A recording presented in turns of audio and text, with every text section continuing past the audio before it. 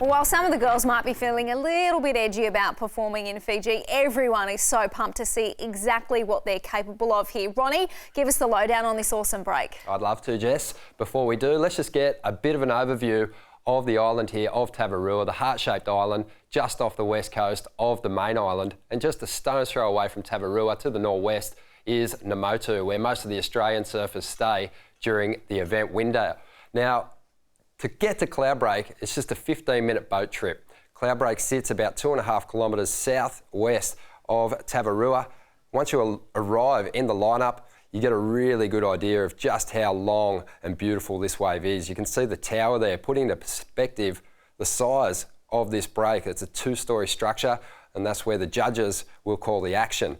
Out the back, the ledge, the takeoff spot for Cloudbreak. You can see there's a bunch of surfers sitting out there, and that's basically where you pick off the gems. But what these girls are going to have to do is really learn to use the tower, to use landmarks on the main island to line up with the tower to find their position in the lineup. Now, just underneath where those surfers are sitting out there is a little trench in the reef, and those girls won't want to go too much deeper than that, or they'll be in danger of getting caught behind on their rides. Cloudbreak is made up of 3 different sections. You've got the point, middles, and the inside, or shish kebabs as it's also known. I'm going to show you a wave now of Mitch Colborne, and this is a classic Cloudbreak ride from the ledge. Incredibly deep tube here from Mitch, but watch what he does when he comes out of the barrel. He takes his foot off the gas and almost goes into slow-mo, and that's what the girls are going to have to learn out here, speed management. He sets up this inside line beautifully and just gets so slotted through the shish kebab section.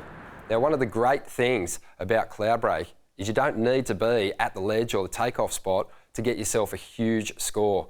And watch Mitch Colborne here. He's paddling back to the takeoff spot. Halfway up the reef, he finds this gem. Now, it's a wave that most of us would probably pass up.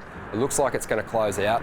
Mitch commits. He knows the inside's going to start barreling, and he finds this tube. Now, this came through at a 9.33. He easily got the heat win and moved directly through to the 3rd round, but great surfing there from Mitch Colborne. Now, if Cloudbreak gets too big, the girls have the option of moving around to Tavarua and to the break of restaurants. Why do they call it restaurants? Because you can basically sit in the restaurant watching one of the best waves in the world, shoveling piles of beautiful Fijian food into your face. Anyway, the takeoff zone for restaurants is a little easier to identify. You can really find a landmark on Tavarua quite easily, and that's what the girls will have to do. And like Cloudbreak, there's a little trench in the reef, and you don't want to go too much deeper than that. And if you're a freak, say like John Florence, you can push yourself a little bit deeper. He did that last year in the 2nd round. He got this wave at 9.8, and have a look how hollow this wave is. It looks perfect, but just below the surface is a razor sharp, deadly reef, and if you hit it, you're going to lose skin. Like Cloudbreak, restaurants has a great inside section, so you can get big scores on the inside as well. Now, another section of reef that's worth talking about, one of Sean Doherty's favourites, is Kittyland. Now, this is where you'll find the pro surfers, kids mucking about, and where you'll find Shauno most days, enjoying the action. At the bar. Well, that's it for the breakdown of both those waves. Expecting some decent swell for the girls. I can't wait to see how they fare out there, Jess.